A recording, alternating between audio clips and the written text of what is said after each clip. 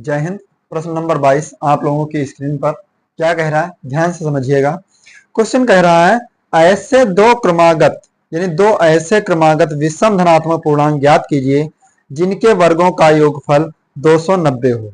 यानी हमें ऐसे दो विषम धनात्मक बताना है जिनके वर्गों का योग 290 हो। ठीक है, बहुत अच्छा क्वेश्चन है ये, आप लोगों का 4 अंक का आया हुआ है। ठीक है, अब हम 4 अंक वाले इस वीडियो में कवर करेंगे, कोई बात नहीं। मानते माना दो विषम क्रमागत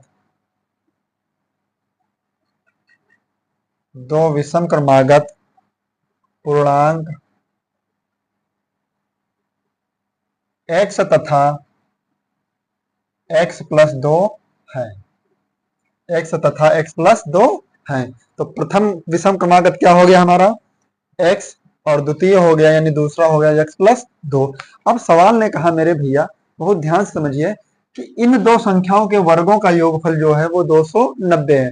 आपकी स्क्रीन पर क्वेश्चन भी दिया है, कोई बात नहीं, लिखेंगे प्रश्नानुसार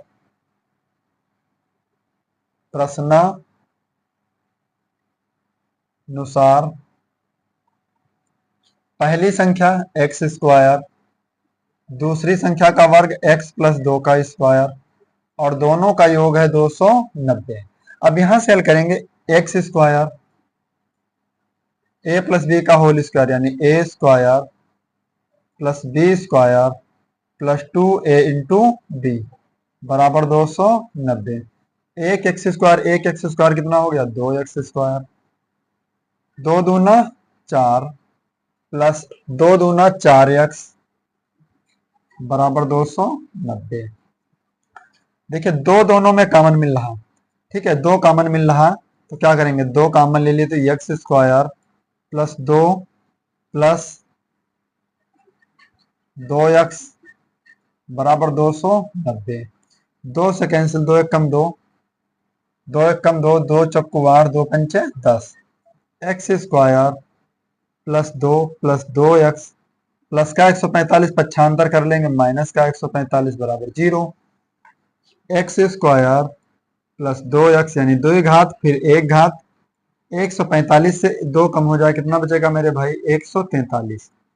अब इसके करेंगे गुणनखंड, 43, 143 से कम 143 के गुणनखंड ऐसे करने घटाने पर कितना होना चाहिए, 2।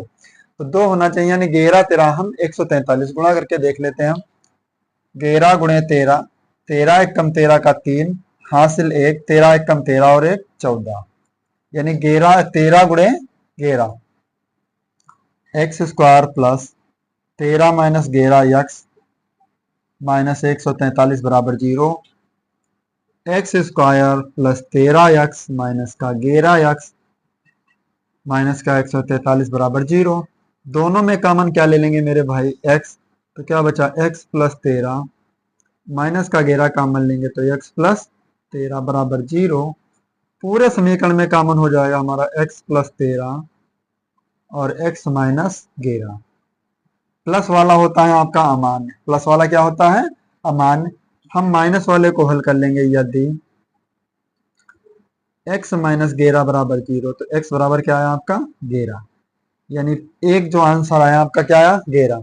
तो यहां पर लिखेंगे पहली संख्या क्या है हमारी, पहली विषम संख्या हमारी क्या है x, तो x का मान निकला 11 आंसर। और दूसरी विषम संख्या हमारी क्या है मेरे भाई, दूसरी संख्या बराबर x प्लस 2, 11 प्लस 2 बराबर 13। तो इस तरीके से आप लोगों के जो आंसर है वो 11 और 13 है।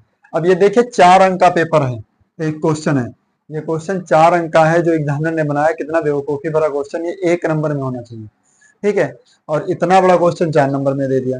आपकी स्क्रीन पर भी दिया है, नंबर भी हम बाकायदा लिख के देते हैं। ठीक, आप स्क्रीनशॉट ले लीजिएगा। इसके बाद देखते हैं 22 का, ये का खंड था, फिर देखते हैं खा खंड। ठीक है, नोट कर लीजिए, हो गया स्क्रीनशॉट। फिर देखते हैं खा खंड।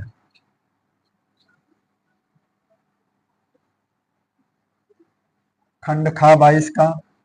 कितना अच्छा प्रश्न है, 4 नंबर का। बताओ, अगर ये बच्चे नहीं कर पाए, आप लोग नहीं कर पाए प्रश्न, तो क्या करेंगे फिर आगे आप। कितना छोटा सा प्रश्न है। अगला प्रश्न आप लोगों की स्क्रीन पर, यानी खंड खा आप लोगों की स्क्रीन पर क्या कह रहा है। प्रश्न कह रहा है कि सिद्ध कीजिए, यानी 22 का खा खंड। वृत्त का क्वेश्चन है। कहा है मेरे भाई, सिद्ध कीजिए कि दो संकेंद्रीय वृत्तों में बड़े वृत्त की जीवा छोटे वृत्त को स्पर्श करती है, स्पर्श बिंदु पर समद्विभाजित होती है। हमें यह सिद्ध करना है कि बड़े वृत्त की जीवा छोटे वृत्त को स्पर्श करती। कोई बात नहीं, हिंदी लिखेंगे हम, आराम से चित्र बना लीजिएगा। एक ये बड़ा वृत्त हो गया, इसके अंदर एक छोटा वृत्त। अब कहा बड़े वृत्त की जो जीवा है वो छोटे वृत्त को स्पर्श करती है। कोई बात नहीं, तो मान लेते क्या, बिंदु, वृत्त का बिंदु केंद्र क्या हो गया, ओ। वृत्त का केंद्र क्या हो गया, ओ डॉट डॉट पी, इसको मान लेंगे ए और बी। कोई बात नहीं, माना दो संकेंद्रीय वृत्तों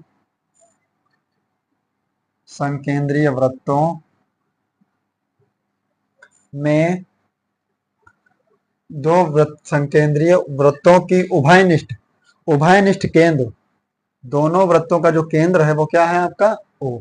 दो संकेंद्रीय वृत्तों का उभयनिष्ठ बिंदु, केंद्र बिंदु।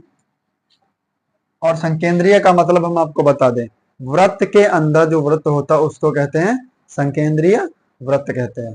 ठीक है, संकेंद्रीय वृत्तों की का उभयनिष्ठ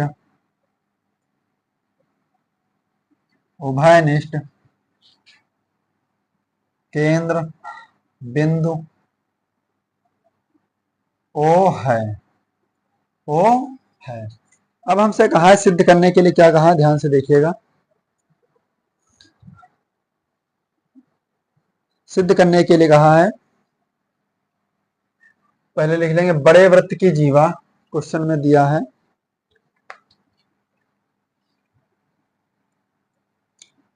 बड़े वृत्त की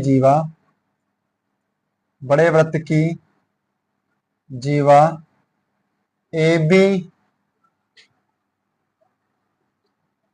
छोटे वृत्त के, इसमें हिंदी ही लिखना है और कुछ नहीं, छोटे वृत्त के बिंदु P पर स्पर्श करता है। फिर कहा है, कोई बात नहीं, सिद्ध करने के लिए AP बराबर BP।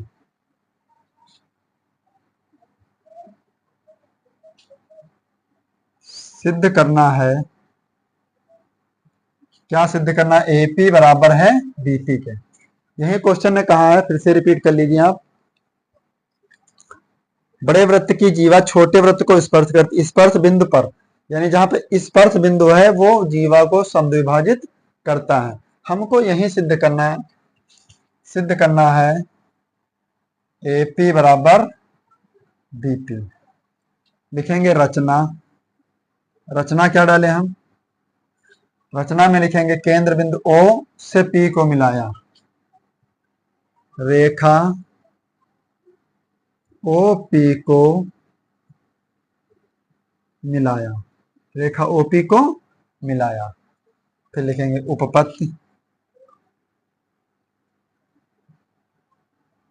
उपपत्ति में क्या लिखना हमको है,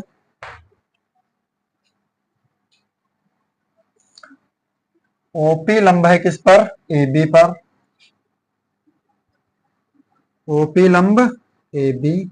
देखिए OP जो रेखा है हमारी क्या है, OP बराबर है OP के, क्योंकि ये है हमारी क्या, AP के लिए भी OP बराबर है और BP के लिए भी OP बराबर है। तो दोनों में से जो OP है मेरे भाई, वो आप लोगों की उभयनिष्ठ क्या है, उभयनिष्ठ लंब है, उभयनिष्ठ लंब है। कोण ए पी ओ,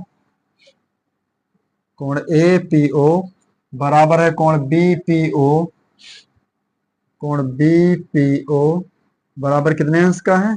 90 अंश का। जब कोण बराबर है, भुजाएं बराबर हैं, लंब बराबर है, तो भुजाएं भी आपस में कैसी होंगी? बराबर। यानी एपी बराबर है मेरे भाई बीपी के। यही हमको करना क्या है? प्रूफ। बताओ 4 नंबर का प्रश्न है, सिर्फ और सिर्फ कितना छोटा प्रश्न है, 4 नंबर का है। ठीक है, ऐसे प्रश्न 1 नंबर या 2 नंबर से ऊपर नहीं होने चाहिए। फिर इसके बाद देखते हैं प्रश्न नंबर अगला, नोट कर लीजिए इसे। ये अगला प्रश्न त्रिभुज से संबंधित है, वो भी बताएंगे आपको। हो गया स्क्रीनशॉट। फिर देखते हैं खंड गा।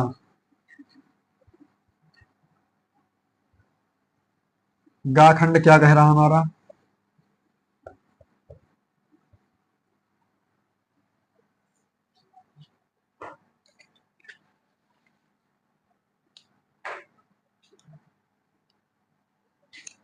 इस तरीके से त्रिभुज बना है।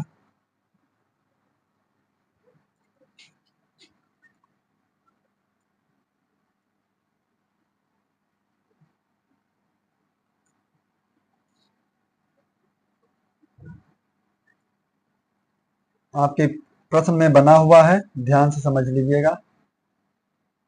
इस तरीके से A B C D M N L, ये चित्र बना है। अब हमको इसी चित्र से हल करके बताना है। ठीक, क्या करना है? हल करना है। कैसे हल करेंगे? चित्र में कहा यदि एल एम समांतर सी बी, एल एम समांतर है सी बी, एल एन समांतर सी डी, तो सिद्ध कीजिए ए एम बटे बी एम, ए एम बटे बी एम। फिर कहा है ए एन बटे डी एन, ये हमें सिद्ध करके बताना है। कोई बात नहीं, ए एम बटे बी एम, ए एम बटे बी एम, ये हमें सिद्ध करना है।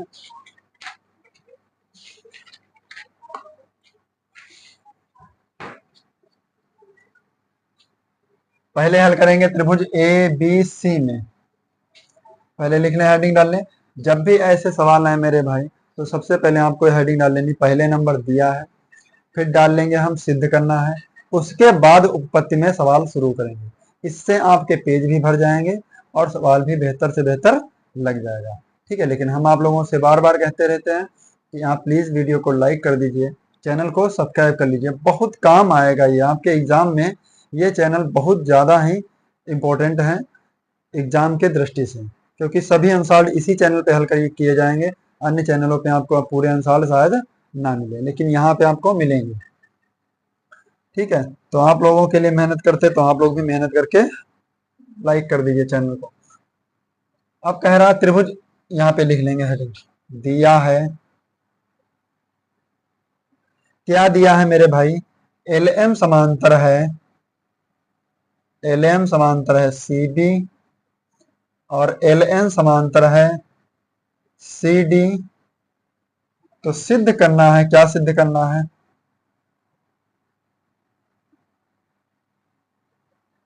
सिद्ध करना है ए एम बटे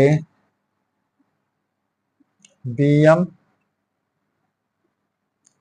बराबर ए एन बटे डी एन। कोई बात नहीं, इसको हमें सिद्ध करना है। अगली हेडिंग डालेंगे मेरे भाई उपपत्ति। उपपत्ति पहले हल करेंगे त्रिभुज ए बी सी में। त्रिभुज ए बी सी में ए एम बटे बी एम, ए एम बटे बी एम बराबर ए एल बटे एल सी, ए एल बटे एल सी। कोई बात नहीं, यहाँ पे हम क्या करेंगे? ए बी तो हमें लाना नहीं है, ए एम बटे बी एम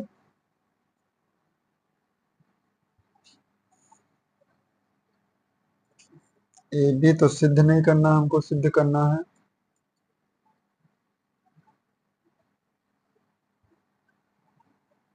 ए एल बट्टे, कोई अगला क्वेश्चन है? अगला क्वेश्चन तो है नहीं, कोई बात नहीं। समीकरण 1, ए एम बटे बी एम, ए एल बटे एल सी। अब लिखेंगे त्रिभुज ए डी सी में,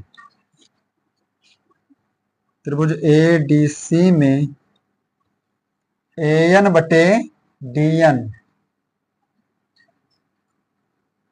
ए एन बटे डी एन बराबर ए एल बटे एल सी। समीकरण 2। अब मेरे भाई एक बात बता, तुलना कर देंगे समीकरण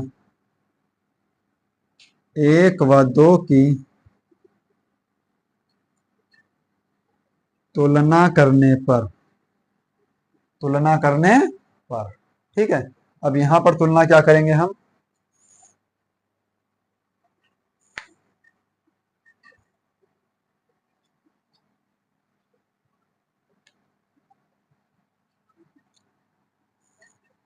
ए बी की बात की ही नहीं, कोई बात नहीं।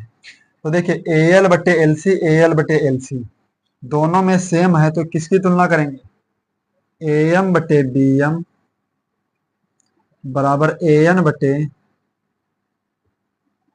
D N. यही हमको क्या करना था, प्रूफ करना था मेरे भाई, हमको यही सिद्ध करके बताना था ए एम बटे बी एम, ए एन बटे डी एन। कितना सरल क्वेश्चन है, और ये प्रश्न आप लोगों के 4 अंक का है।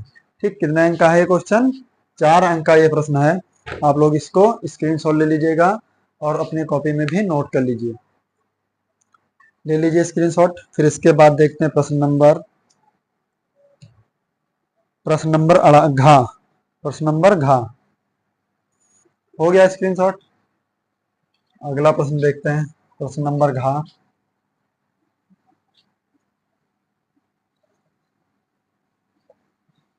आप लोगों की स्क्रीन पर 22 का घ नंबर क्या कह रहा है प्रश्न,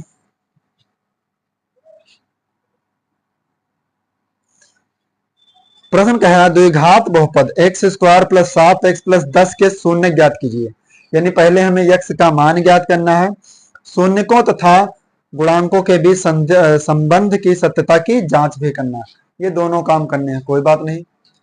तो आपका बहुपद क्या है, बहुपद x square plus 7x plus 10 बराबर 0।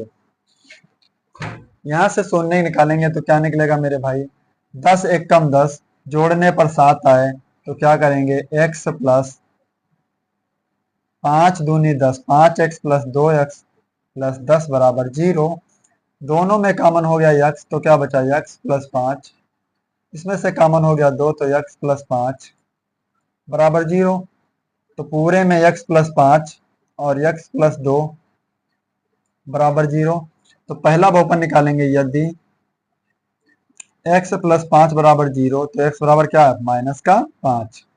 फिर दूसरा हल करेंगे, यदि x प्लस 2 बराबर 0, तो x बराबर क्या है, माइनस का 2।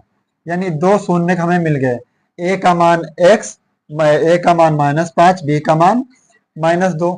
अब एक बात बताइए, संबंध की सत्यता की जांच करना है, तो संबंध की सत्यता की जांच कैसे करेंगे, लिख लेंगे a का मान यहां पर तुलना करेंगे तो 1, b का मान क्या आएगा हमारा 7, c का मान आया 10।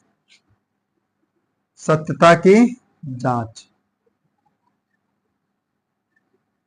सत्यता की जांच क्या होगी हमारी, शून्यकों का योग, शून्यकों का योग, शून्यकों का योग का सूत्र हमने आपको पढ़ा रखा चैप्टर 2 में, माइनस बी बट्टा ए। यहाँ पर लिखेंगे LHS और ये क्या हो गया हमारा RHS।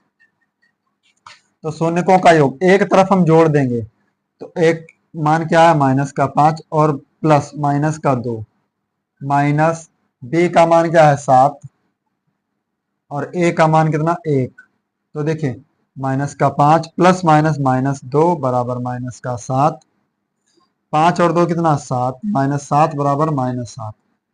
एल एच एस बराबर R H S, L H S बराबर आर एच एस।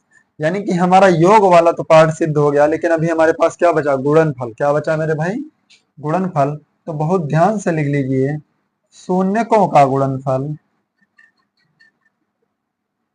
शून्यकों का गुणनफल क्या पढ़ा है हमने आप लोगों को, सी बटा ए। तो शून्यकों का गुणनफल यानी ये हुआ हमारा एल एच एस और ये हुआ हमारा आर एच एस।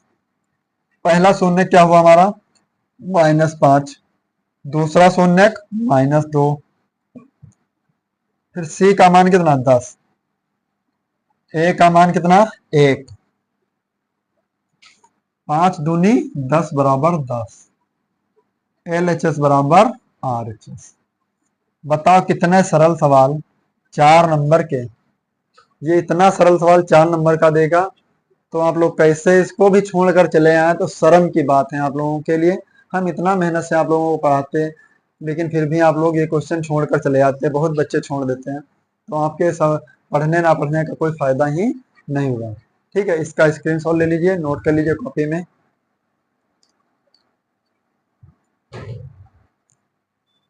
हो गया। फिर देखते हैं अड़ाखंड, खंड अड़ा। भाई इसका अड़ाखंड 4 नंबर का, वो प्रश्न देखते हैं क्या कह रहा है। सभी लोग कॉपी पर पढ़ाते हैं, हम आपको बोर्ड पर पढ़ाते हैं बाकायदे।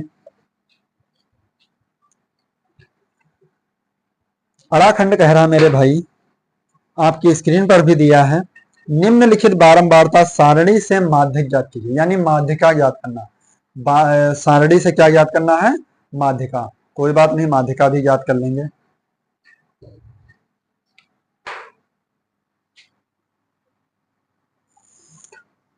सारणी आपकी दी है वर्ग अंतराल, फिर दिया है आपका बारंबारता, बारंबारता।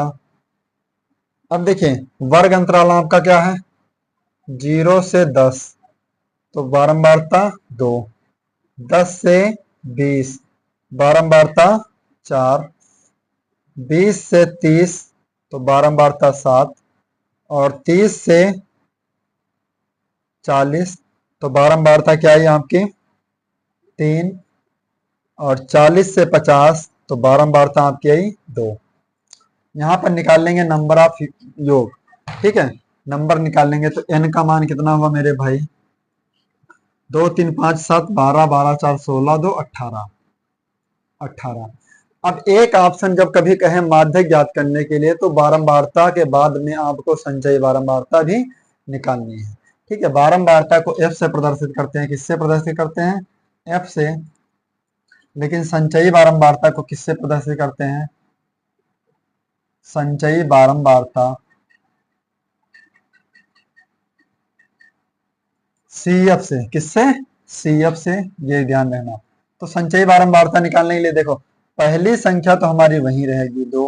2 में 4 जोड़ेंगे 6, 6 में 7 जोड़ेंगे 13, 13 में 3 जोड़ेंगे 16, 16 में 2 जोड़ेंगे 18।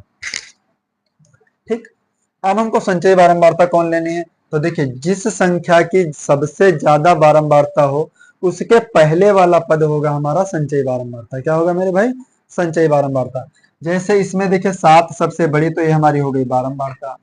और इससे पहले वाला पद क्या हो गया हमारा 6, 6 क्या हो जाएगी हमारी संचयी बारंबारता। ठीक, तो यहाँ पे देखिए n का मान, n का मान 18, यहां से 2 से भाग करें, 2 नमा 18, तो n का मान कितना मिला 9। n बटा 2, n बटा 2 का मान 9। 9 किस वर्ग में पड़ेगा, 13 वाले वर्ग में। किस में पड़ेगा, 13 वाले वर्ग में पड़ेगा। तो निम्न सीमा, यानी निम्न सीमा क्या होगी हमारी, निम्न सीमा हमारी हो जाएगी 20। निम्न सीमा 20, और इसमें अंतर कितना आया मेरे भाई, 20 और 30 के बीच में अंतर है 10। बारंबारता आपकी 7, संचयी बारंबारता आपकी कितनी आई? 6। अब सूत्र लगा देंगे डायरेक्ट। माध्यक बराबर L plus N/2 minus CF बटा F गुणे H। L का मान कितना? 20 प्लस N/2 का मान कितना मेरे भाई? 9। संचयी बारंबारता कितनी आई? 6 बटा बारंबारता कितनी आपकी? 7 गुणे H का मान कितना? 10। तो माध्यक बराबर क्या हो जाएगा हमारा? 20 प्लस 9 से 6 कम हुआ 3 गुणे 10 बटा 7। 20 3.30 बटा 7। 20 30 को 7 से भाग करेंगे कितना आएगा मेरे भाई? 7 चौक 28। 2 बचा दशमलव लगाया, 0 बढ़ाया। 7 दूनी 14। 6 बचा 10, 0 बढ़ाया। 7 पच्चे 35। नहीं, 7 छंग 7 सत्ती 49, 7 अट्ठी 56। 7 नवाई 63। 7 नवाई के करीब जाएगा तो 4.9। 20 और 4 कितना हुआ? 24.9 आंसर। ये हमारा क्या आएगा? माध्यक। ये जो पार्ट हम आप लोगों को समझाए, ये थोड़ा समझने वाला ही। आप लोग वापस से वीडियो को रिप्ले करके इस चीज को समझ लेना, क्योंकि आप लोग अभी ये शायद जो चैप्टर है हमारा 14 चैप्टर का है, 14 चैप्टर आप लोगों ने अभी पढ़ा नहीं होगा। ठीक, कहीं भी किसी कोचिंग में नहीं पढ़ा होगा, ना ही आप लोग स्कूल में पढ़ा होगा। ठीक है, हम सवाल हल कर रहे हैं तो इस चैप्टर को आप लोग अच्छे से यहाँ से सवाल ही समझ लीजिएगा। ठीक है, फिर उसके बाद देखते हैं प्रश्न नंबर। अड़ा के बाद और कोई क्वेश्चन है? अड़ा के बाद क्या क्वेश्चन है? क्योंकि ये 22 नंबर जो कहा था किन्हीं 5 खंडों को हल कीजिए, केवल 5 खंड हल करने थे, लेकिन इसमें 6 क्वेश्चन दिए हैं तो 6 क्वेश्चन हमें निकालने पड़ेंगे। नोट कर लीजिए इसे। हो गया स्क्रीनशॉट?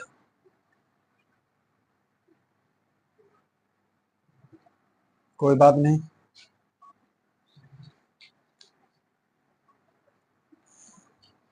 ले लीजिए इसका स्क्रीनशॉट।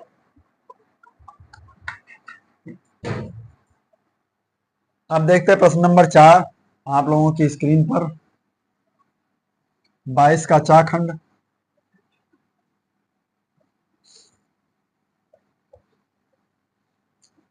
कितना अच्छा प्रश्न है।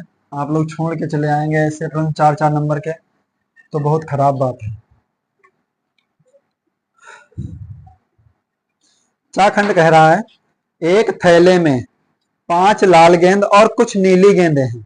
5 जो है लाल गेंद हैं, कुछ नीली गेंदें हैं। यदि इस थैले में से नीली गेंद निकालने की प्रायिकता लाल गेंद की प्रायिकता से दुगनी है। नीली गेंद जो है वो लाल गेंद से दुगनी है, तो थैले में नीली गेंदों की संख्या बताइए। कोई बात नहीं, मान लेते हैं। माना थैले में नीली गेंदों की संख्या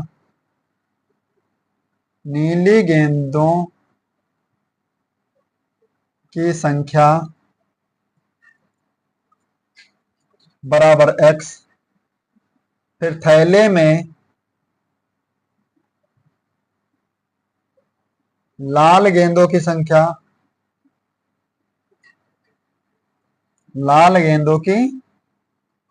बराबर 5। तो कुल गेंदें कितनी हो गई भैया हमारी? कुल गेंद हुई गई भैया, कुल गेंद बराबर x प्लस 5। कुल गेंद कितनी हो? x plus 5। फिर कह रहा है कि लाल गेंद की प्रायिकता नीली गेंद से नीली गेंद की प्रायिकता लाल गेंद से दोगुनी है। कोई बात नहीं, तो लिखेंगे हम नीली गेंद की प्रायिकता दो गुने लाल गेंद की प्रायिकता। लाल गेंद की प्रायिकता, तो याद रखना प्रायिकता का जो नियम होता नीली गेंद की प्रायिकता x बटे x प्लस 5। याद रखना इस बात को, नंबर ऑफ इवेंट बटे नंबर ऑफ स्पेस, जो प्रायिकता निकाली जाती है प्रोबेबिलिटी ऑफ एक्सपेरिमेंट। ठीक है, इस बात को समझ लीजिए, probability of experiment number of event बटे नंबर ऑफ स्पेस, यानी प्रयोगों की संख्या बटे कुल प्रयोग, किसी चीज की हो, प्रयोगों की संख्या बटे कुल प्रयोग, ये होती है प्रायिकता। तो नीली गेंद की प्रायिकता क्या है? प्रयोगों की संख्या, प्रयोगों की संख्या बटे कुल प्रयोग, कुल प्रयोग। इसमें भी दो गेंद, लाल की प्रायिकता क्या हो गई? प्रयोगों की संख्या बटे कुल प्रयोग, कुल प्रयोग। प्रयोगों की संख्या देखिए, नीली गेंद में कितनी प्रयोग हुई? x, क्योंकि केवल केवल x है। कुल प्रयोग कितने हुए? x plus 5। दो गुणे प्रयोगों की लाल गेंद की प्रायिकता कितनी है? 5। कितनी है? 5। और कुल प्रयोग कितने? x plus 5। तो मेरे भाई x बटे x प्लस 5 बराबर 2 पंचे 10 बटे x प्लस 5। x प्लस 5 से x प्लस 5 कैंसिल, x का मान कितना है मेरे भाई? 10। यानी कहा है नीली गेंदों की संख्या कितनी है? तो नीली गेंदों की संख्या हमारी 10 है। कितनी गेंद है? 10 गेंद है। यही हमारा क्या हुआ? सटीक आंसर। नोट कर लीजिए। फिर इसके बाद देखते प्रश्न नंबर 23। अब आएंगे इसके बाद प्रश्न नंबर 23 में 6 नंबर के प्रश्न हैं। अथवा वाले भी हम आप लोगों को बताएंगे, इस बात को ध्यान रखना, अथवा वाले क्वेश्चन भी हम आप लोगों को बता देंगे। नोट कर लीजिए।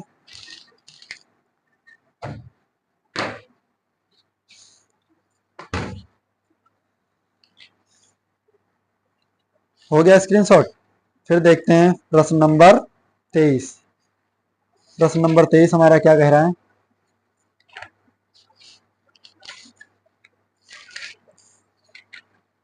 प्रश्न नंबर 23,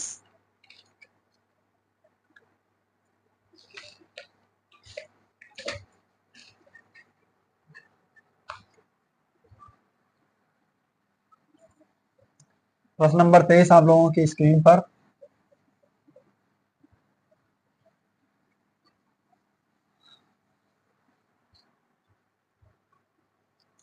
कहा है दो वर्गों के क्षेत्रफलों का योगफल 157 मीटर स्क्वायर है। यानी दो वर्ग हैं, एक छोटा वर्ग होगा, एक बड़ा वर्ग होगा। इनके वर्गों का क्षेत्रफल जो है, इनका क्षेत्रफल 157 मीटर स्क्वायर और इनके परिमापों का योगफल 68 मीटर है। तो दोनों वर्गों की भुजाएं ज्ञात करना। क्या ज्ञात करना? भुजाएं। 23 नंबर प्रश्न। एक वर्ग मान लीजिए बड़ा है और एक वर्ग छोटा है।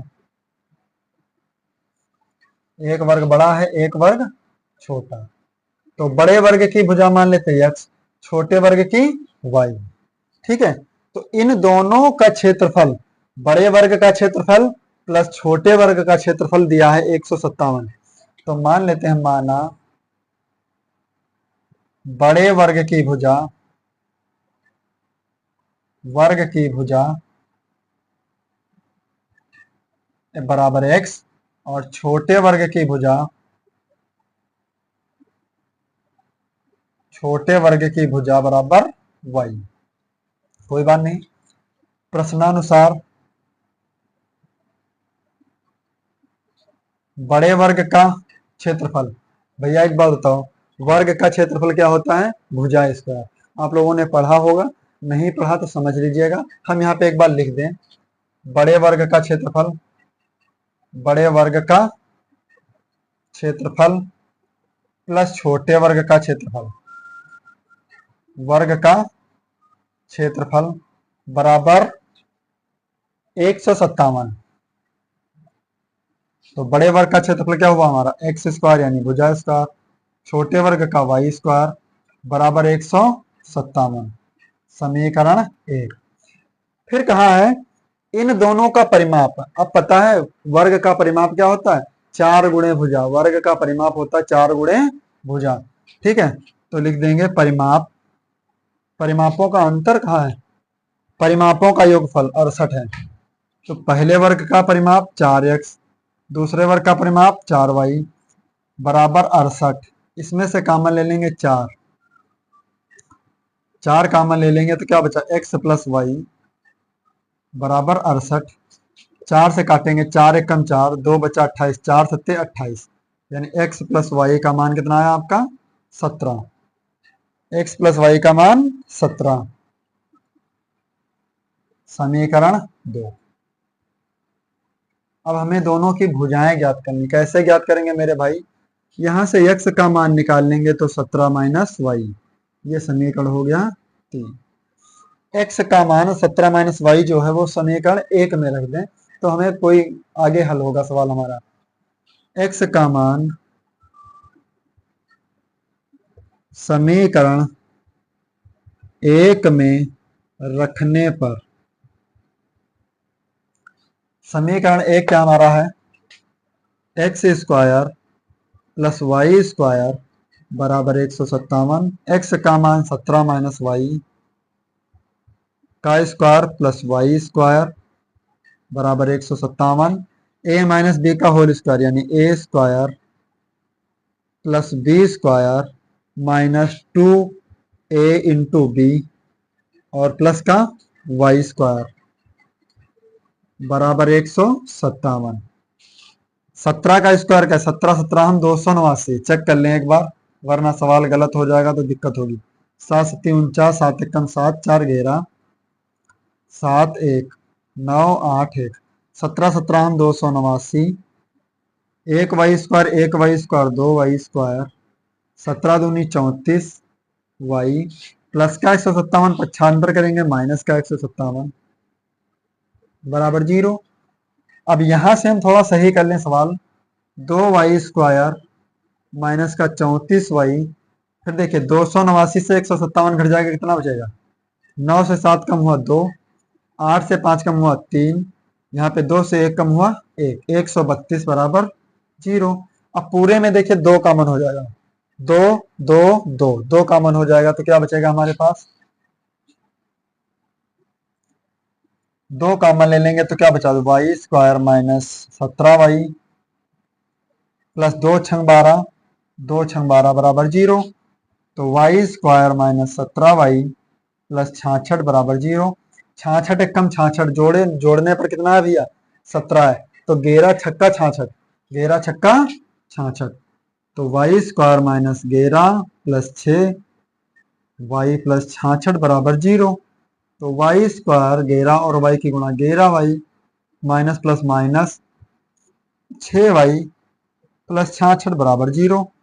इसमें कॉमन क्या हो जाएगा y, तो क्या बचा y माइनस 11, 6 कॉमन ले लेंगे तो y माइनस 11 बराबर 0, y माइनस 11 y माइनस 6 बराबर 0। अब हमसे पूछा क्या था, दोनों वर्गों की भुजाएं ज्ञात कीजिए, कोई बात नहीं, देखो यदि y माइनस 11 बराबर 0 तो y बराबर कितना है 11, फिर लिखेंगे यदि y माइनस 6 बराबर 0 तो y बराबर कितना है 6। दोनों वर्गों की जो भुजाएं हैं वो कितनी होंगी 11 और 6। लिख लीजिए आंसर में, दोनों ही आंसर बिल्कुल सटीक हैं। उत्तर भी हम चेक करके बता दें आप लोगों को, 23 का 11 और 6, सॉरी y का मान 11 और यहां से 11 घटाएंगे तो 6 बचेगा, 22 23 नंबर, हाँ 11 और 6 जो भुजाएं हैं आपकी 11 और 6। हमारे पास अग्रवाल का आंसर है, आप लोग अग्रवाल का आंसर ले लीजिएगा, अच्छे से हल कीजिएगा। ठीक है, फिर इसके बाद देखते हैं अथवा वाला प्रश्न, प्रश्न नंबर 23 का अथवा, नोट कर लीजिए इसे।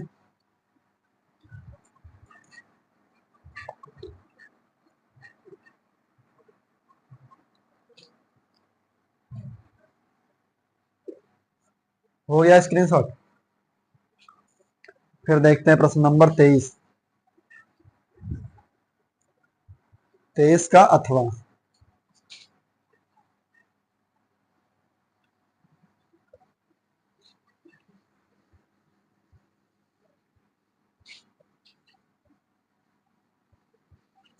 बहुत अच्छा प्रश्न है आप लोगों के लिए, 23 का अथवा वाला। 23 का अथवा, ये क्या कह रहा है ध्यान से समझिएगा।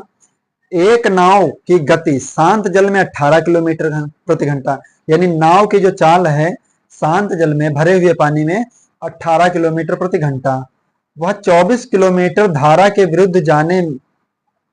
विरुद्ध जाने और 24 किलोमीटर धारा की दिशा में आने पर 1 घंटा अधिक समय लेता है।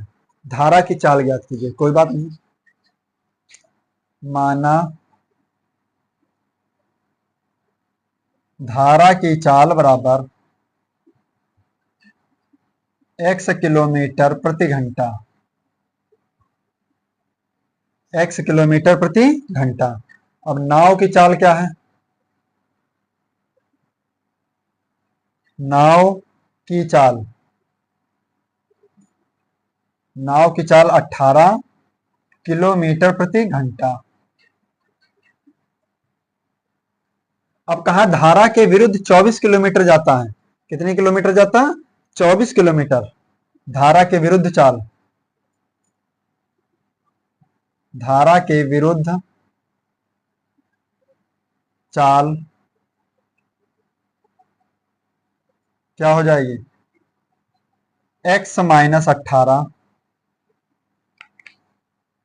धारा के विरुद्ध 18 माइनस एक्स होना चाहिए यहाँ पे, 18 माइनस एक्स। या हम इसको इतना बवाल ना करें, हम आपको डायरेक्ट ही समझा दें एक पॉइंट बहुत अच्छे से। देखिए कुल दूरी हमें 24 किलोमीटर जाना है। कितना जाना है? कुल दूरी कितनी है? 24 किलोमीटर। कुल मिला के 24 किलोमीटर जाना और 24 किलोमीटर आना है। तो कितना समय अधिक लग रहा? 1 घंटे का फर्क लग रहा है। धारा के विरुद्ध जाने और धारा की दिशा में आने पर 1 घंटे का समय लग रहा। कोई बात नहीं, प्रश्नानुसार सूत्र आप लोगों ने पढ़ा है, चाल बराबर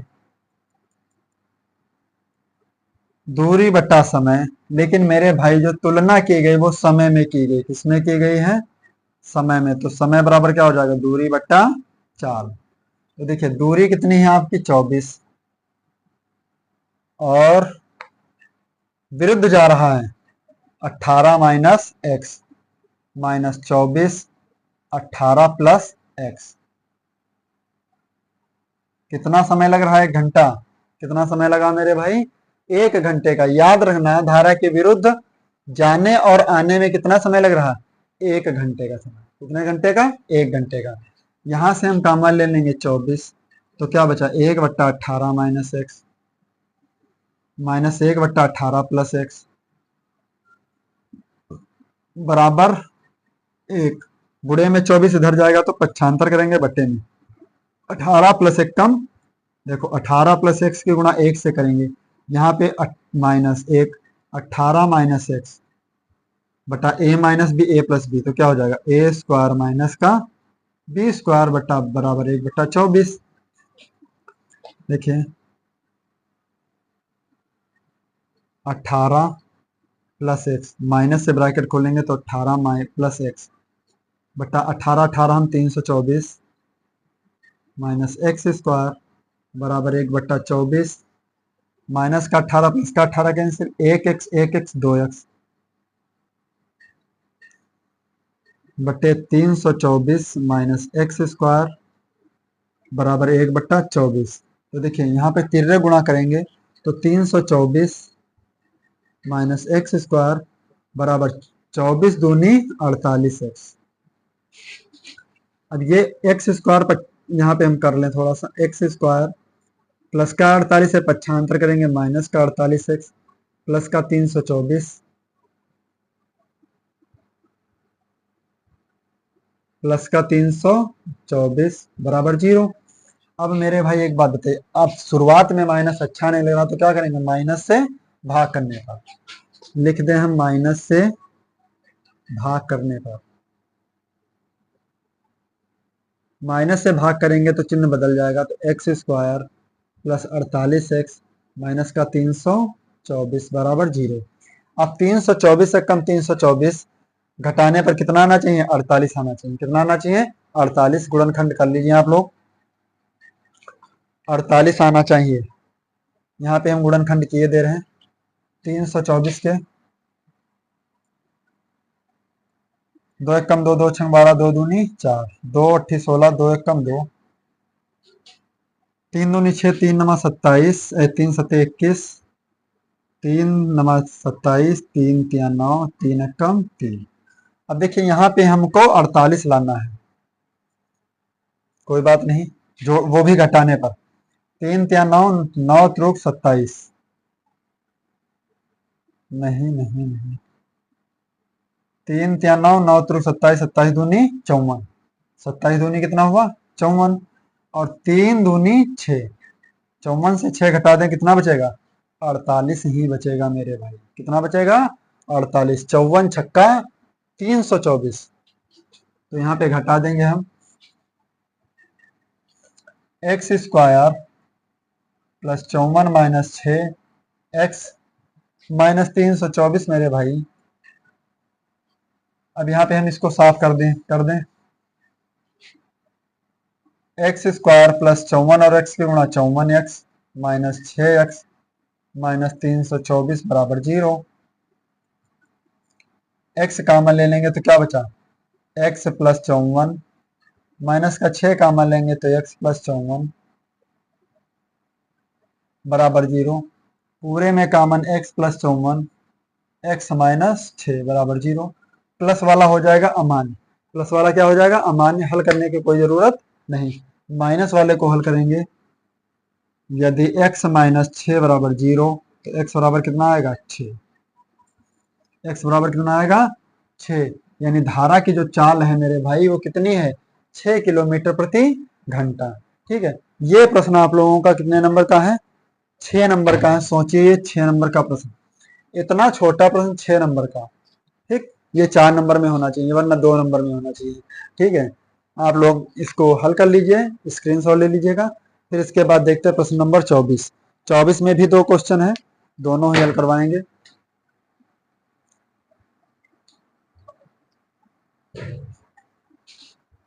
हो गया स्क्रीनशॉट, प्रश्न नंबर 24।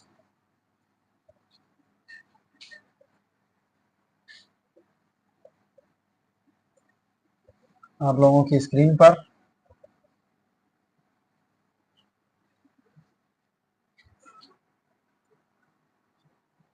प्रश्न नंबर 24 क्या कह रहा, बहुत अच्छा प्रश्न है, त्रिकोणमिति का।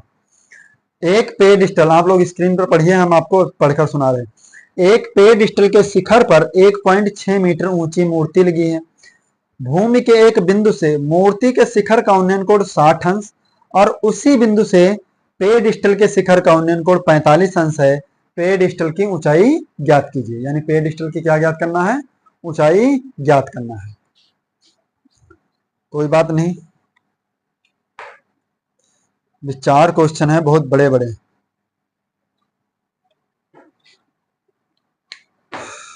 ये प्रश्न हम आप लोगों को अगले वीडियो में हल करवाएं वरना वीडियो बहुत बड़ी हो जाएगी। अभी 50, आधा घंटा और लगेगा इसको हल करने में। कोई बात नहीं, हल कर रहे हैं, टाइम कितना भी लगे, हल करना है तो करना है। पेडिस्टल, पेडिस्टल मतलब चबूतरा। एक चबूतरे पर क्या रखी है, मूर्ति रखी है। मान लीजिए ये चबूतरा है, इस पर कोई एक मूर्ति लगी है 1.6 मीटर, यानी मूर्ति की ऊंचाई कितनी 1.6 मीटर। भूमि के एक बिंदु से मूर्ति के शिखर का उन्नयन कोण कितने अंश है, यहां से 60 अंश। मूर्ति के शिखर का उन्नयन कोण 60 अंश। फिर कहा उसी बिंदु से पेडिस्टल के शिखर का उन्नयन कोण 45 अंश। पेडिस्टल के शिखर का उन्नयन कोण 45 और मूर्ति का कितना हुआ 60 अंश। फिर कहा है पेडिस्टल के शिखर से उन्नयन, पेडिस्टल की ऊंचाई ज्ञात कीजिए, यानी ये ऊंचाई क्या हो गई h। पेडिस्टल की ऊंचाई क्या हुई हमारी h। कोई बात नहीं, त्रिभुज ए बी सी डी, ये दूरी मान लेंगे हम x, क्या मान लेंगे x, तो लिख लेंगे माना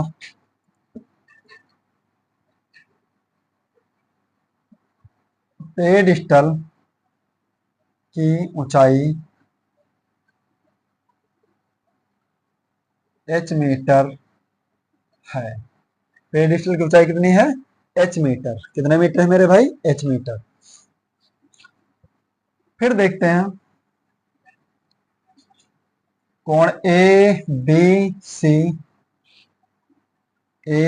सी बराबर 60 अंश, कोण डी बी सी बराबर 45 अंश, कोण डी बी सी बराबर 45 अंश। फिर बी सी का मान x मीटर,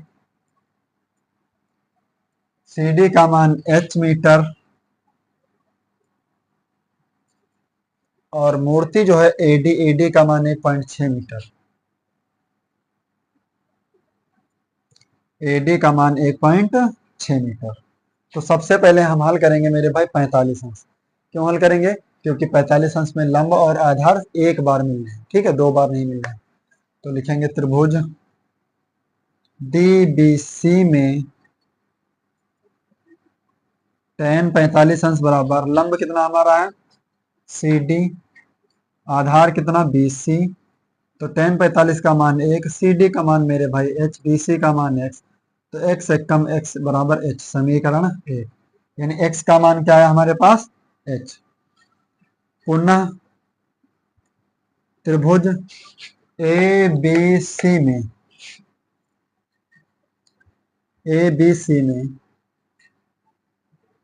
tan 60 अंश बराबर लंब कितना हमारा a से लेकर c तक,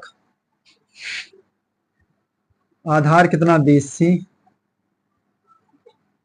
tan 60 का मान √3, ए सी का मान क्या है h प्लस 1.6, h प्लस 1.6, और बी सी का मान x, x का मान क्या हुआ x गुणे में आ जाएगा तो x √3, h प्लस 1.6। अब मेरे भाई एक बात बताइए, h का मान, x का मान समीकरण 1 से देखिए यहाँ पे रखेंगे h, क्या रखेंगे x का मान रखने पर, तो x का मान h √3 प्लस का h पक्षांतर करेंगे माइनस का बराबर 1.6, तो h इसमें कॉमन ले लेंगे तो क्या बचा √3 माइनस 1, 1.6, तो h बराबर क्या आ जाएगा 1.6 बटे √3 माइनस 1। इतना आंसर आ रहा है कि आगे और हल कर दें। आंसर अभी आ रहा है 24 नंबर में 2.2 मीटर, कोई बात नहीं। इसका परिमेयकरण करेंगे तो √3 प्लस 1 से हर में गुणा और √3 प्लस 1 से अंश में गुणा, तो h बराबर 1.6 √3 प्लस 1 बटे a minus b, a plus b, यानी a square minus b square. h बराबर 1.6 √3 प्लस 1 बटे √3 का स्क्वायर 3 माइनस 1,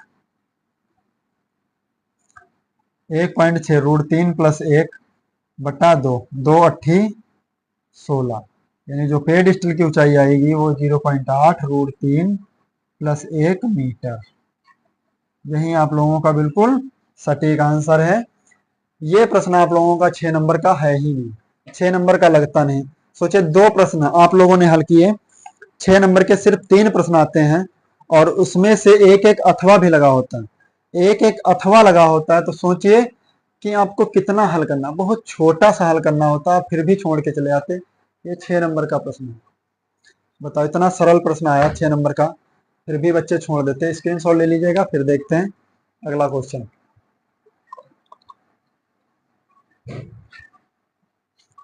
हो गया, इसी का अथवा देखते हैं, 24 का अथवा। अथवा वाला प्रश्न भी बहुत बढ़िया है।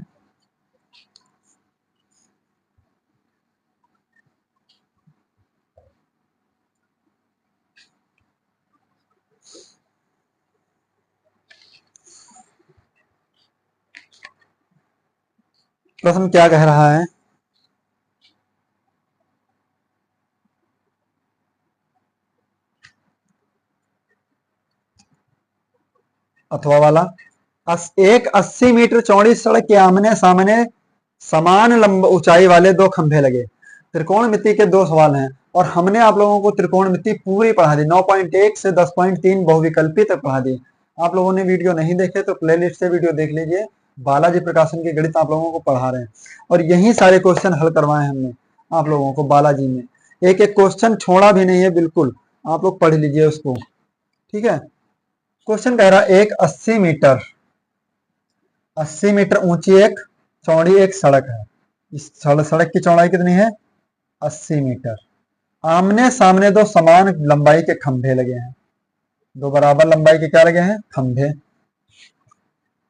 लगे हुए। इन दो खंभों के बीच सड़क के एक बिंदु से, मान लीजिए सड़क के इस बिंदु से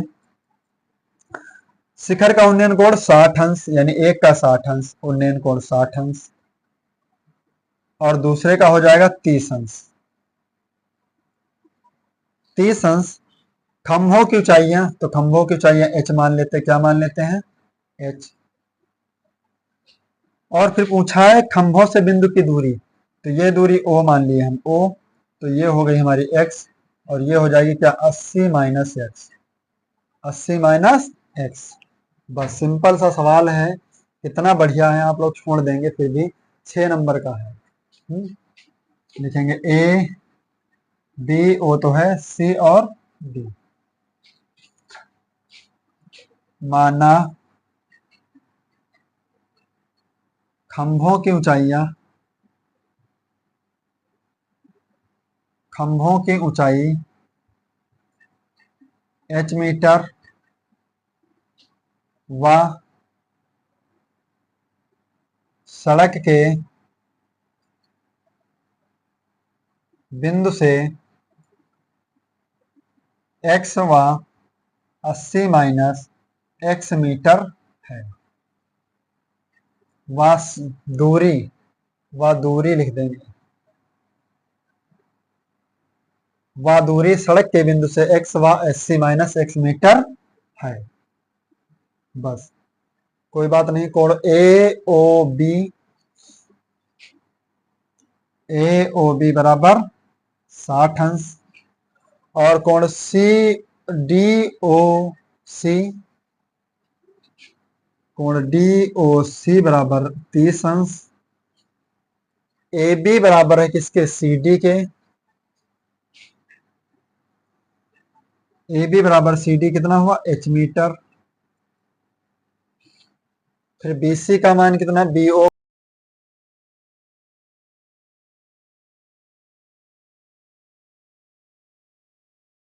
और सी ओ का मान 80 minus x, 80 minus x metre. तो सबसे पहले हम कौन सा त्रिभुज हल करेंगे? त्रिभुज हल करेंगे हम सबसे पहले ए ओ बी। त्रिभुज ए ओ बी में tan 60 अंश बराबर लंब कितना? ए बी, आधार कितना? B O.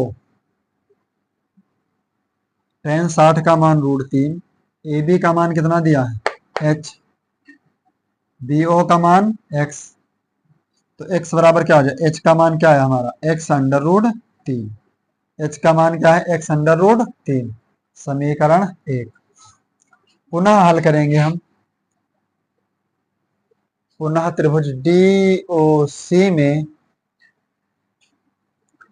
त्रिभुज डी ओ सी में tan 30 अंश बराबर लंब क्या हो गया हमारा? सी डी,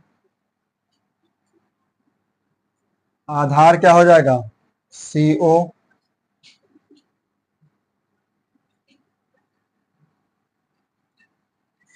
tan 30 का मान 1/√3, सी डी का मान h और सी ओ का मान कितना? 80 minus x, 80 minus x.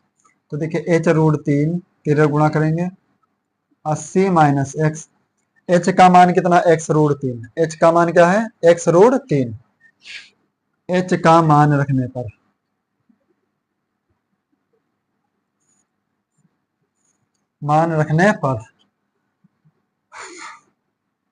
h का मान क्या है? x अंडर रूट 3 और √3 पहले से है। माइनस का x है, पक्षांतर करेंगे प्लस का x बराबर 80। √3 कितना हो जाएगा 3x प्लस x बराबर 80। 3 और 1 कितना 4x बराबर 80। 4 दूनी 8। x का मान कितना 20, यानी दूरी कितनी आई हमारी x का मान 20। अब x का मान समीकरण 1 में रखने पर, x का मान समीकरण 1 में रखने पर, समीकरण 1 क्या है हमारा h बराबर x√3, तो h बराबर 20√3। 20√3 रूट में ही उत्तर आ रहा, पॉइंट में आए तो आगे इतना ही आ रहा, कोई बात नहीं। फिर खंभों से दूरियां पूछा, एक आंसर यानी खंभों की ऊंचाई कितनी है 20√3 और खंभों से दूरी, तो दूरी क्या आ जाएगी हमारी 80 माइनस एक्स, तो 80 माइनस एक्स का मान कितना 20, 60 मीटर। एक खंभा 60 मीटर दूर होगा, दूसरा खंभा 20 मीटर दूर होगा। ये हमारे बिल्कुल सटीक आंसर है मेरे भाई। ये 6 नंबर का प्रश्न है। अगर आप ये प्रश्न छोड़ कर चले आओ 6 नंबर का, तो आपके पढ़ने का कोई निष्कर्ष नहीं है। ठीक है, आप त्रिकोणमिति नहीं पढ़े हैं, ये सारे प्रश्न हमने आप लोगों को त्रिकोणमिति चैप्टर से, सॉरी बालाजी प्रकाशन की किताब से हल करवा दिए हैं। आप लोगों ने वीडियो नहीं देखी तो प्लेलिस्ट से वीडियो देख लीजिए, हम आपको बार बार बताते हैं। फिर इसके बाद देखते हैं अगला प्रश्न। इस प्रश्न को हल कर लीजिए आप लोग।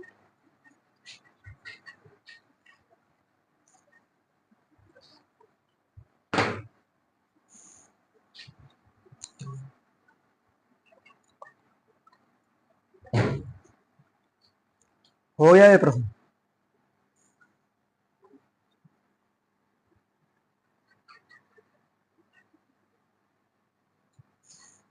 स्क्रीनशॉट ले लीजिएगा इसका। सारे प्रश्न हम आप लोगों को डीपली तरीके से हल करवाएंगे। फिर देखते हैं प्रश्न नंबर 25। अभी 2 प्रश्न आपको हल करवाने हैं। प्रश्न नंबर 25 आप लोगों की स्क्रीन पर।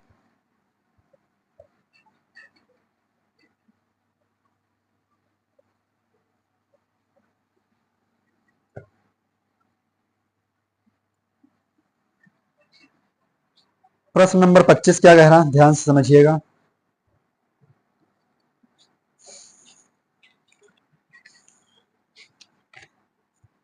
हाँ, 25 नंबर प्रश्न कह रहा है, एक जूस बेचने वाला अपने ग्राहक को दी गई आकृति, यानी आकृति भी बनी है, आकृति में दर्शाए गए गिलासों से जूस देता है। यानी गिलास है उसमें वो जूस बेचता है। फिर कहा बेलनाकार गिलास का आंतरिक व्यास 5 सेंटीमीटर, अंदर का जो व्यास है वो कितना 5 सेंटीमीटर, परंतु गिलास के निचले आधार तली में एक उभरा हुआ अर्धगोला है जिससे गिलासों की धारिता कम हो जाती थी। यदि गिलास की ऊंचाई 10 सेंटीमीटर है तो गिलास की आभासी धारिता एवं वास्तविक धारिता ज्ञात कीजिए। यानी आभासी धारिता पूरे ग्लास का आयतन ज्ञात करना है, और फिर जो ग्लास में जूस आएगा उसका आयतन ज्ञात करना। तो मेरे भाई एक बात हम आपको बता दें पहले, धारिता किसके बराबर होती है आयतन के। किसके बराबर होती है आयतन के। इस बात को कंफर्म रखना, धारिता बराबर होती आयतन के। ठीक है, तो आभासी आयतन और वास्तविक आयतन दोनों ही बताने हैं। प्रश्न नंबर 25। आकृति बनी है, इस टाइप से गिलास है, इस टाइप से गिलास है, और गिलास का व्यास है वो कितना है 5 सेंटीमीटर, 5 सेंटीमीटर, और गिलास की टोटल ऊंचाई कितनी है 10 सेंटीमीटर। कितनी है 10 सेंटीमीटर, और गिलास की तली में एक अर्धगोला बना है इस टाइप से, इस टाइप से एक अर्धगोला बना है। मान लीजिए इस टाइप से अर्धगोला नीचे बना है, तो जितने में अर्धगोला है जूस उसमें थोड़ी ना भरेगा। ठीक, अब हमें यही बताना है कि पूरे ग्लास का पहले आयतन बताएं, फिर हम जूस का आयतन बताएं। कोई बात नहीं, बहुत अच्छा सवाल है। तो देखिए गिलास का व्यास, गिलास का व्यास बराबर कितना है 5, तो गिलास का व्यास 2r हो गया। 5 सेंटीमीटर। तो आर का मान क्या हो जाएगा, 5/2 सेंटीमीटर। तो जब गिलास का आयतन है, गिलास की त्रिज्या, व्यास होता है त्रिज्या के आधे, तो गिलास की त्रिज्या 5/2 है, तो अर्धगोले की भी त्रिज्या कितनी होगी, 5/2। तो लिख देंगे अर्धगोले की त्रिज्या, अर्धगोले की त्रिज्या r बराबर 5/2 सेंटीमीटर। फिर गिलास की ऊंचाई कितनी थी, 10 सेंटीमीटर। गिलास की ऊंचाई, गिलास की ऊंचाई h बराबर 10 सेंटीमीटर। कोई बात नहीं।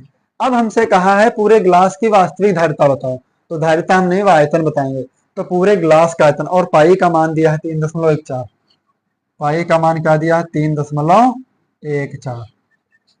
हाँ, सवाल में दिया है, कोई बात नहीं। तो लिखेंगे गिलास का आयतन,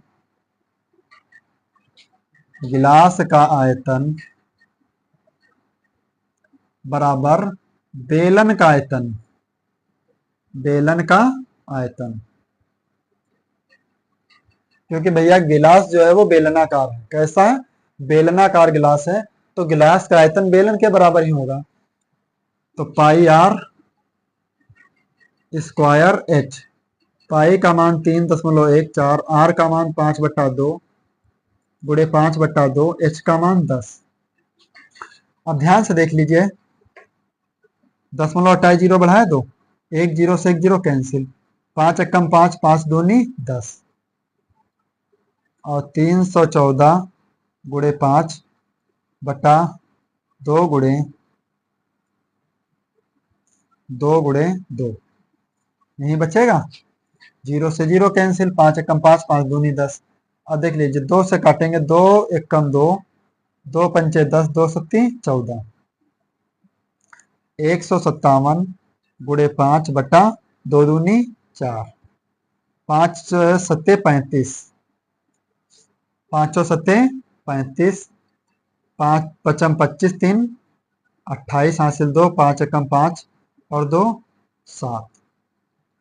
सही है, 5 सत्ते 35 का 5 हासिल 3, 5 25, 3 28 हासिल 2, 5 एकम 5 2 7/4।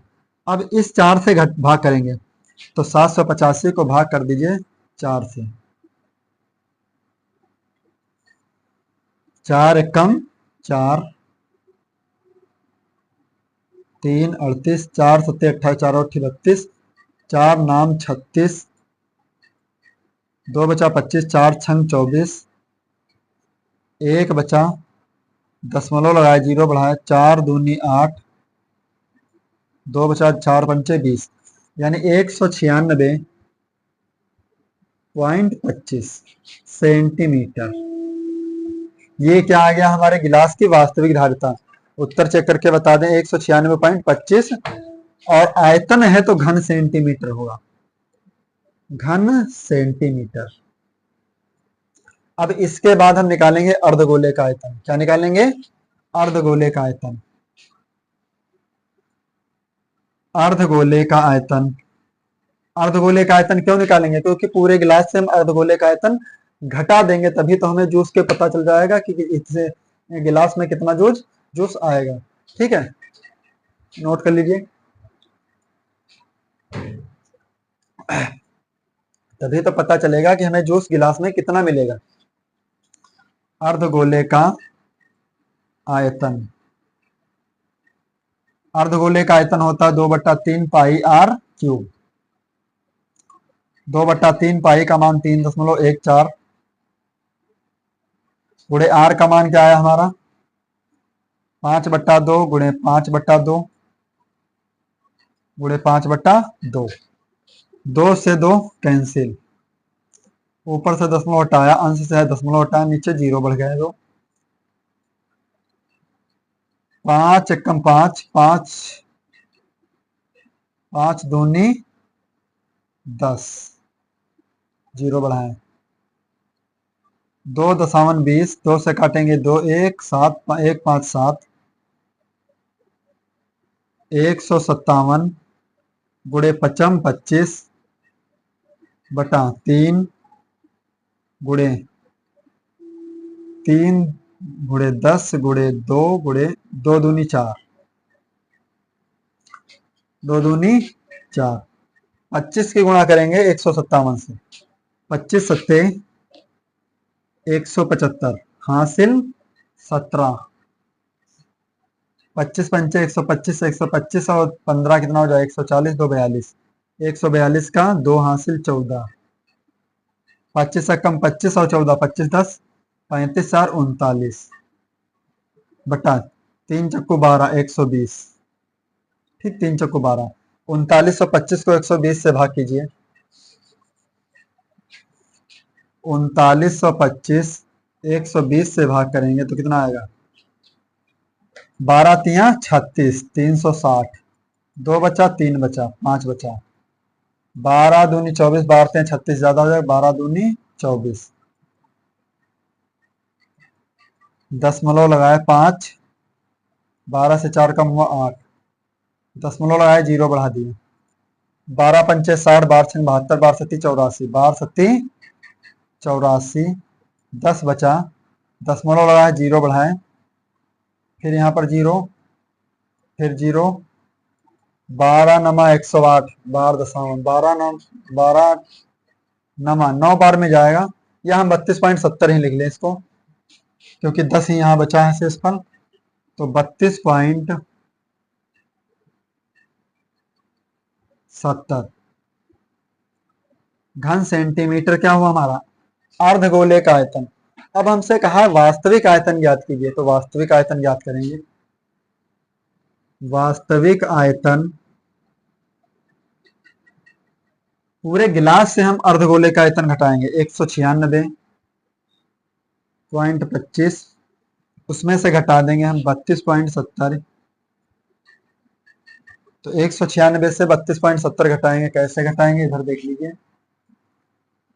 196.25, इसमें से 32.70 कम कर देंगे, 5, 12 से 7 कम हुआ 5, 5 से 2 कम हुआ 3, और 9 से 3 कम हुआ 6, 1, 163.55, 163.55 घन सेंटीमीटर। घन सेंटीमीटर क्या मिला हमें? जूस मिला। उत्तर चेक कर लें, 163.55 करेक्ट, बिल्कुल सही आंसर आया हमारा। ये हमें इतना जूस मिलेगा गिलास में, अर्धगोले को छोड़कर। नोट कर लीजिए, ये प्रश्न मेरे भैया 6 नंबर का प्रश्न है। कितना अच्छा प्रश्न है, बस थोड़ा सा दिमाग लगाने का फर्क है। दिमाग लगाइएगा, जैसे हम दिमाग लगाते हैं आप भी दिमाग लगाइए। हम भी कहीं पढ़े हैं, किसी टीचर ने हमको भी पढ़ाया है, तो आप लोग जब हम दिमाग लगाते तो आप लगा नहीं सकते क्या? पर आप लोग लगाना नहीं चाहते। लगा तो सकते हैं पर लगाना नहीं चाहते, ये सबसे बड़ी कमी है आप लोगों की। इस कमी को दूर नहीं करेंगे जब तक आप लोग, तब तक आप लोगों को सफलता इतनी अच्छी नहीं मिल पाएगी। ठीक है, आप लोग ये प्रश्न नोट कर लीजिए, फिर इसके बाद लास्ट प्रश्न है वो हम आप लोगों को हल करवा दें। नोट कर लीजिए,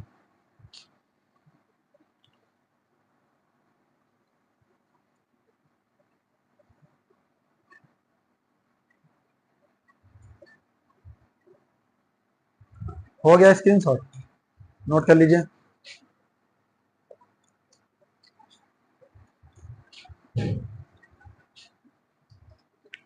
कितना बेहतर क्वेश्चन है 6 नंबर का।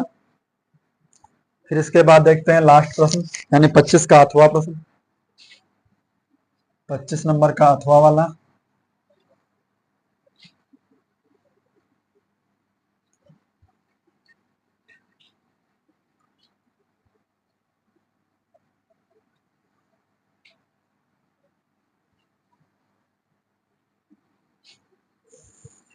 आप लोगों को अच्छा लग रहा हो, आप लोग वीडियो पूरा देखते हैं। अगर आंसर आप लोग पढ़ रहे हैं तो वीडियो आप लोगों को पूरा देखना होगा, अन्यथा इसका फायदा आप लोगों को नहीं मिलेगा।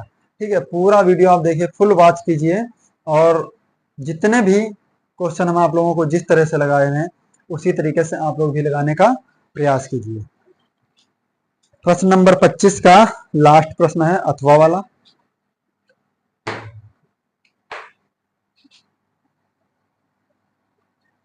अथवा प्रश्न क्या कह रहा? रशीद को अपने जन्मदिन, राशिद कोई लड़का है, उसके जन्मदिन के उपहार के रूप में एक लट्टू मिला। जिस पर रंग नहीं किया गया था वह इस पर अपने मोमियो रंग से रंग करना चाहता है।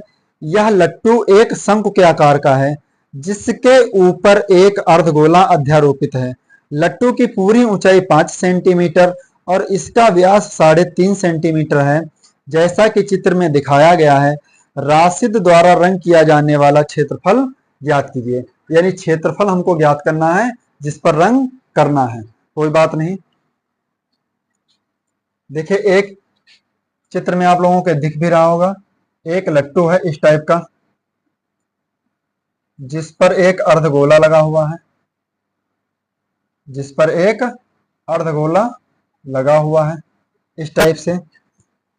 अर्धगोले का व्यास जो दिया है, अर्धगोले का व्यास 3.5, पूरे अर्धगोले का व्यास दिया है 3.5 और ऊंचाई, पूरे लट्टू की ऊंचाई यानी यहां से लेकर यहां तक जो ऊंचाई थी वो कितनी थी? 5 सेंटीमीटर और पाई का मान दिया 22/7। कोई बात नहीं। अब हमें सबसे पहले इस अर्धगोले की त्रिज्या भी तो निकालनी होगी। कोई बात नहीं। अर्धगोले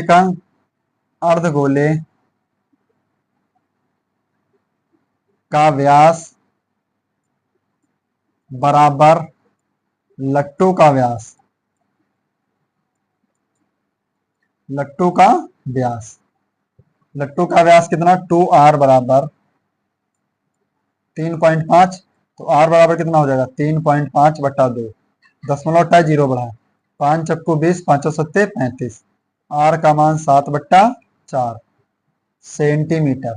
ये लट्टू की त्रिज्या ही क्या ही है मेरे भाई? त्रिज्या। आप समझिए, जब लट्टू की त्रिज्या है इतनी तो ऊंचाई कितनी दी है? पूरे लट्टू की हम पहले निकालेंगे क्या ऊंचाई। लट्टू की ऊंचाई, लट्टू की ऊंचाई देखिए टोटल ऊंचाई कितनी दी? 5, और उसमें से जो त्रिज्या हमारे लट्टू के अर्धगोले की त्रिज्या वो कितनी है? 7/4। तो 7/4 हम घटा लेंगे। क्या कर लेंगे? घटा देंगे तो क्या बचेगा? 4 पंचे 20 से 7 कम हुआ, कितना बचा? 13/4।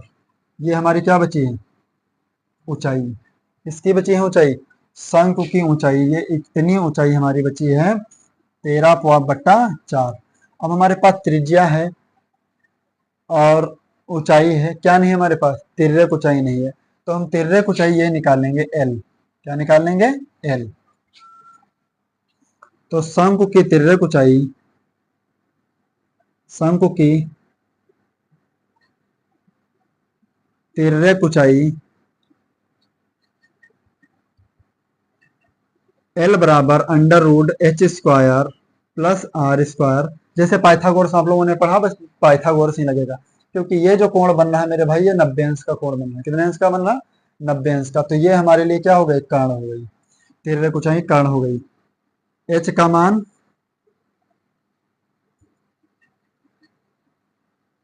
शंकु की ऊंचाई h का मान कितना दिया है?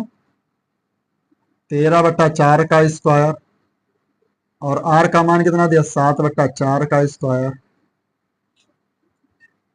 13 तरह में 169/4 चक्कू 16, 7 सत्ती 49/16, 9 4 9 9 18, 4 6 10, 10 1 11 और फिर क्या बचा हमारे पास? 11। और यहां से निकाल लेंगे हम 6 4 10 11, 1 1 2, 218/16। 218 को अगर हम काटेंगे 4 से कट जाएगा? नहीं कटेगा। 218 वर्ग किसका निकलेगा?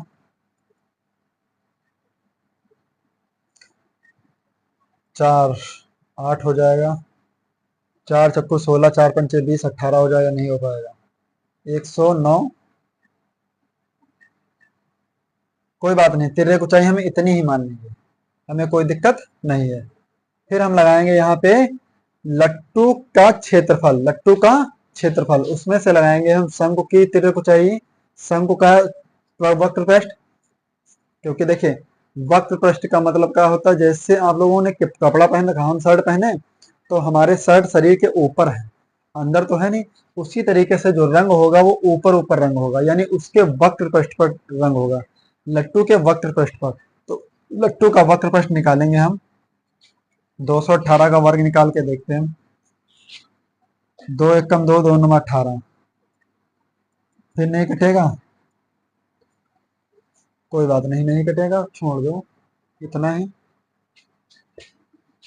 लट्टू का वक्र पृष्ठ, लट्टू का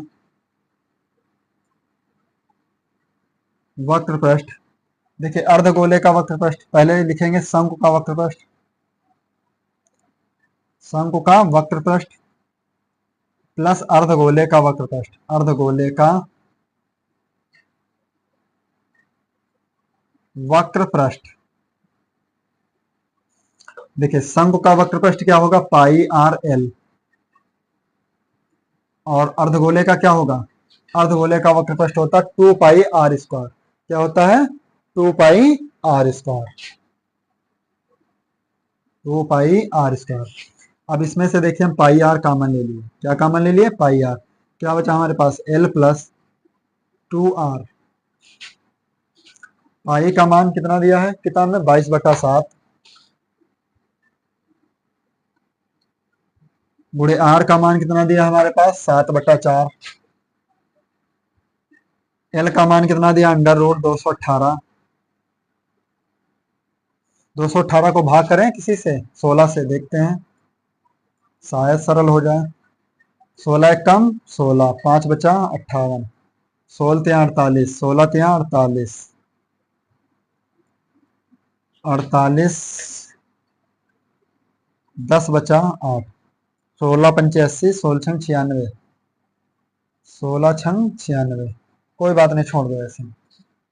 218/16 प्लस 2, आर का मान 7/4। एक उपाय हम आपको बताते, देखें अंडर रूट में दिया है 16, अंडर रूट में दिया तो एक बार और 16 से गुणा कर लीजिए, यानी 16 गुणे 18, 16, और हर में 16 है तो अंश में भी 16 से गुणा कर लीजिए, तो शायद निकल आए हमारे पास 218,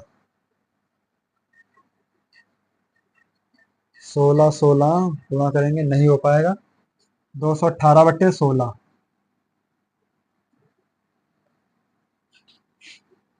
7 से 7 कैंसिल, 2 दूनी 4, 2 11, तो 11/2, 218/16, 16 पंचे 80, 16 छंग 96, 16 छंग 96, 8 से 2 6 घटा 2, 1, 12 बचा 10, 136 का आप वर्ग निकाल लीजिए, 136 का वर्ग कितना आएगा, 25, 25 पंचे 125 नहीं आएगा, 12 अब्राहम 144, 12 पॉइंट कुछ आएगा, कितना आएगा आप लोगों के पास, 12 पॉइंट कोई संख्या आएगी लगभग, इसको हम भाग करेंगे तो आएगा लगभग 12 पॉइंट, कितना दिया है, कोई संख्या मान लेंगे, 12 बराबर 144, हाँ 12, 11 मान लीजिए हम, 11.12 प्लस 7 दूनी 14/4, यहाँ पे हल कर लेंगे, 2 एकम 2, 2 दूनी 4, 7 को 2 से भाग करेंगे कितना आएगा 3.5, 11/2 बुढ़े 11 3 14 और 12 5 17, 18 मान लें यहाँ पे हम, 2 सत्ती 14, 2 नमा 18, 11 नमा 99, 11 सत्ती 77, लगभग उत्तर हमारा कितना आएगा 39 आना चाहिए, 3.5, 3.7, एक मिनट, इसको हल करके लाएंगे, जब 16 से भाग करेंगे 218 को, जितना आएंगे उसका हम निकालेंगे क्या, वर्गमूल, क्या निकाल लेंगे, वर्गमूल, तो यहाँ पे आएगा आपका 3.7, अब 3.7 और 3.5 जोड़ेंगे, 3 3 6.12, देखिए 3.7 और 3.5, 2 3 3 6 7, 7.2, 2 3 6, 2 छंग 12, 11 की गुणा 6, 11 छक्का 66, 11 33, 3 39, 33 6 39, 39.6 सेंटीमीटर स्क्वायर। ठीक है, यहाँ पे कैलकुलेशन थोड़ा सा दिक्कत है, इसको आप लोग हल कर लीजिएगा यहाँ से। ठीक, अब देखिए ध्यान से कि ये सवाल भी आप लोगों का 6 नंबर का है। इसी के साथ ये सेट 1 आप लोगों का पार्ट 2 जो था वो बिल्कुल कंप्लीट हो गया है, और आप लोगों को इस सेट को अच्छे से अपनी कॉपी में नोट कर लेना है। ठीक है, और आप लोगों से बार बार कहते हैं कि आपको सभी सेट हल करने हैं, तो प्लीज वीडियो को लाइक कर दीजिए, चैनल को भी सब्सक्राइब कर लीजिए, और आप लोग लाइक जरूर कीजिएगा, दोस्तों में शेयर कर दीजिए। ठीक है, मिलते हैं नेक्स्ट वीडियो में, तब तक